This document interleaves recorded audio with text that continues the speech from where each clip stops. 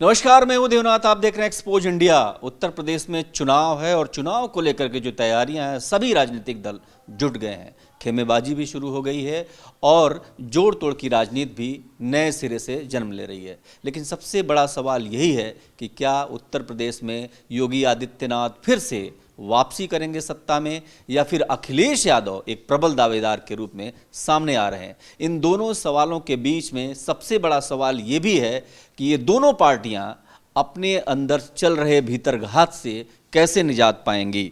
एक और सवाल जो है, जो लोगों के मन में उठ रहा है कि क्या कांग्रेस को लेकर के जो प्रियंका गांधी की भूमिका है वो कितनी महत्वपूर्ण होने वाली है। यह भी कि लड़की हूँ, लड़ सकती हूँ का जो नारा उन्होंने दिया प्रियंका गांधी ने, वो कितना महत्वपूर्ण और कितना असरदार साबित हो सकता है। और तीसरी जो सबसे महत्वपूर्ण है कि मायावती कहीं दिखाई नहीं दे रही है। उनकी पार्टी के अंदर जो खामोशी है, क्या वो किसी बड़े तूफान की आहट है? ये सवाल आज सभी के मन में कौंध रहे हैं। लेकिन वर्तमान राजनीति में दो बहुत प्रमुख मुद्दे हैं। पहला यही कि क्या योगी आदित्यनाथ वापसी करेंगे। अगर योगी आदित्यनाथ वापसी करते हैं तो यूपी की राजनीति में एक बड़ी घटना साबित होगी, क्योंकि अब तक किसी भी राजनेता को ये गौरव नहीं हासिल हुआ है कि वो 2 बार उत्तर प्रदेश जैसे बड़े राज्य का मुख्यमंत्री चुन करके वापस आया हो। और यह भी एक मिथक था कि जो मुख्यमंत्री नोएडा आ जाता है वो कभी दोबारा मुख्यमंत्री नहीं बनता है। पिछली बार अखिलेश यादव जब मुख्यमंत्री थे तब उन्होंने नोएडा आने से परहेज किया था और उन्होंने स्पष्ट किया था कि वो नोएडा नहीं जाएंगे। शायद वो मिथक ही था जिससे वो डर गए थे। लेकिन योगी आदित्यनाथ ऐसा नहीं किए।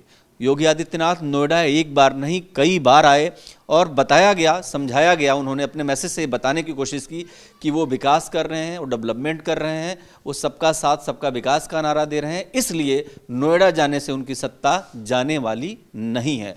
तो इन सारे सवालों के बीच में फिर से सवाल वही कि सत्ता किसको। और एक और महत्वपूर्ण बात कि बीच में ऐसी स्थिति आई थी कि भारतीय जनता पार्टी को ऐसा लगता था कि वो योगी आदित्यनाथ के उम्मीदवारी को लेकर के, यानी सीएम उम्मीदवारी को लेकर के एक कुछ पेच फंस गया है, जिसको लेकर के बहुत सारी बैठकें हुई, बहुत सारी अटकलें आई। इन सब के बीच फिर से भी योगी आदित्यनाथ बहुत प्रबल उम्मीदवार के तौर पर सामने आए।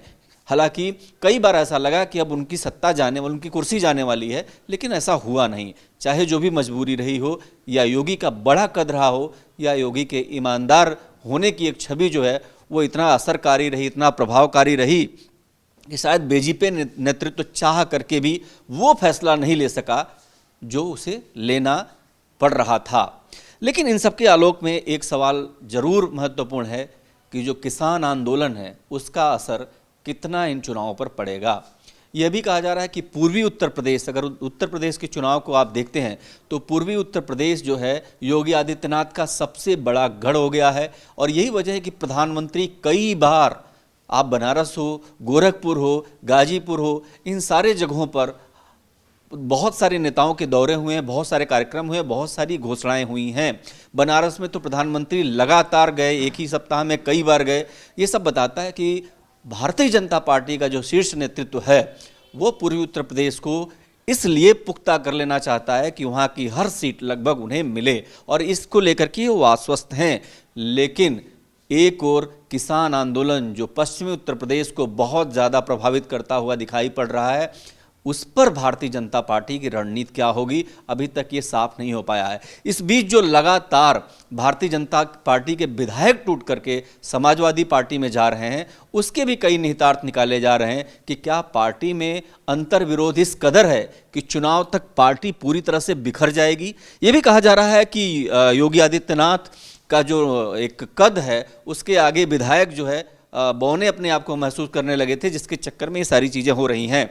लेकिन जानकार ये भी बताते हैं कि योगी सरकार के 5 साल के कार्यकाल में विधायक खुली लूट नहीं कर पाए, यानी विधायकों को लूट की पर्याप्त छूट नहीं मिली।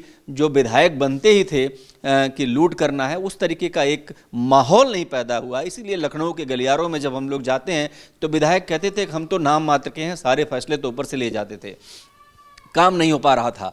तो ये भी एक वजह है कि जो लोग भारतीय जनता पार्टी में आए थे उनको लगा था कि वो एक कुछ बड़ा हासिल कर लेंगे, ऐसा राजनेताओं की सोच रहती है। और राजनीतिकार जो जानकार हैं वो बता रहे हैं कि उनको चूंकि मोटी कमाई नहीं हो पाई, इसलिए वो भारतीय जनता पार्टी से अलग हो रहे हैं, क्योंकि उनका निजी फायदा नहीं हो पाया।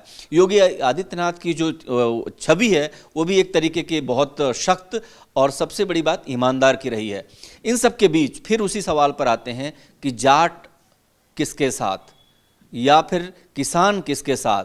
तो इसमें कोई दो राय नहीं कि भारतीय जनता पार्टी को यहाँ बहुत जोरदार और ज़बरदस्त झटका लग सकता है, क्योंकि कोई भी किसान, खास करके पश्चिम उत्तर प्रदेश की बात करें तो लगभग 80% किसान भारतीय जनता पार्टी के पक्ष में दिखाई नहीं देते हैं।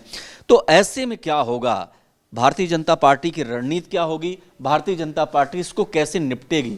और यही वजह है कि भारतीय जनता पार्टी ने इस पश्चिमी उत्तर प्रदेश के लिए अपने खोमचे में या अपने झोले में, अपने पिटारे में कुछ ऐसा रख रही है जो ऐन मौके पर निकालेगी। अब देखना होगा कि इस पश्चिमी उत्तर प्रदेश में अगर भारतीय जनता पार्टी अच्छा करती है तो इलेक्शन उसके फेवर में होंगे, लेकिन अगर पश्चिमी उत्तर प्रदेश में फेल होती है तो सत्ता हाथ से जा भी सकती है। और यही वजह है कि कुछ लोग कह रहे थे कि योगी आदित्यनाथ मथुरा से इलेक्शन लड़ना चाहते हैं या लड़ाना चाहते हैं पार्टी, ताकि ये पश्चिम उत्तर प्रदेश में जो समीकरण एक तरीके से खिलाफ हैं वो फेवर में आ जाएं, पक्ष में आ जाएं। तो लेकिन ऐसा होता हुआ नहीं दिखाई दे रहा है। वहाँ पर योगी आदित्यनाथ नहीं लड़ रहे हैं, अयोध्या से लड़ रहे हैं। अयोध्या से लड़ने के भी अपने निहितार्थ हैं कि एक बार फिर से धर्म की राजनीति, जाति की नहीं, जात छोड़ करके जो धर्म की राजनीति है वो हावी होगी। और जब भी धर्म की राजनीति हावी होगी, भारतीय जनता पार्टी के लिए रास्ता बिल्कुल आसान हो जाएगा। शायद यही वजह है कि मुख्यमंत्री इस ओर कह रहे हैं, संकेत दे रहे हैं 80% बनाम 20%। इसका मतलब ये हो गया कि 80% जो जनता है उनको फेवर करेगी। और इसी को केंद्र बिंदु मान करके भारतीय जनता पार्टी इलेक्शन में कूच कर रही है। आने वाला वक्त बताएगा कि धर्म जीतता है, जाति जीतती है, या फिर सच में मुद्दे जीतते हैं। कैमरा पर्सन अनीस के साथ मैं Devnath, expose India. Hi guys, this is Alia Bhatt. You're watching Expose India. Keep watching.